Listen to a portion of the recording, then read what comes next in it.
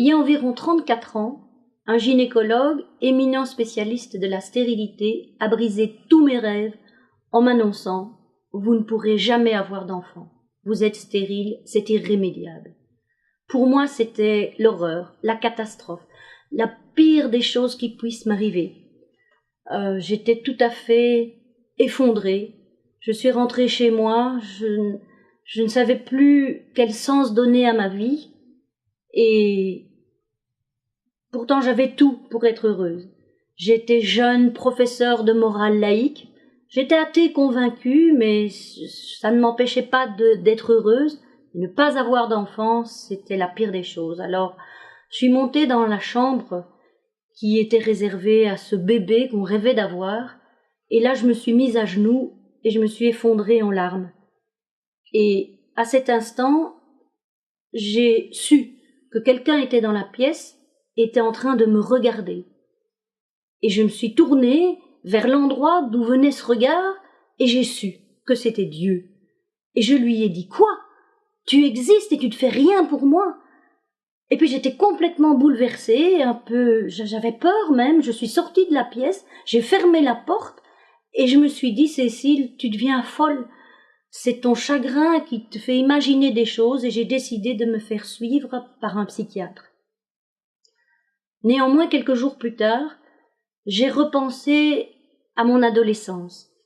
J'avais été séduite par un homme marié, j'avais eu des relations intimes avec cet homme marié, et là j'ai eu conscience que cette stérilité était la conséquence de mes actes et que j'ai pris ça comme une punition de Dieu.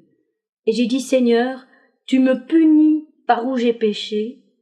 C'est dur, mais j'accepte parce que je le mérite.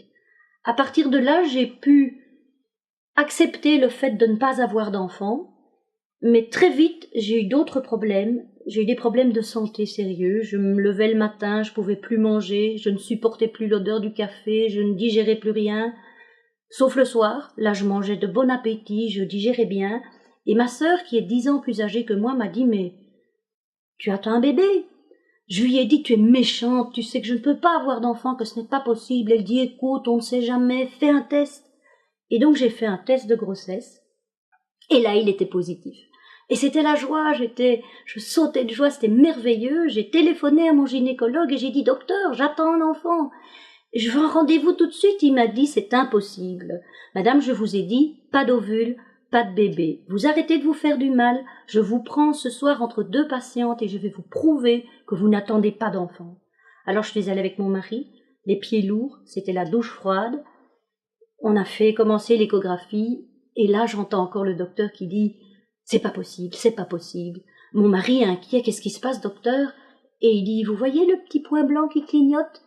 Ça, c'est un petit cœur qui bat. » Ça, c'était le plus beau jour de ma vie, la plus belle parole que je puisse entendre. J'attendais un enfant.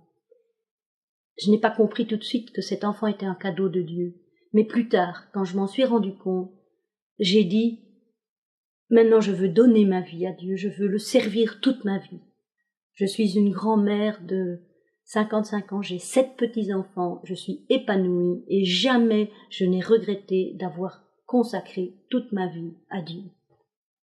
Je m'appelle Cécile et voilà mon histoire avec Dieu.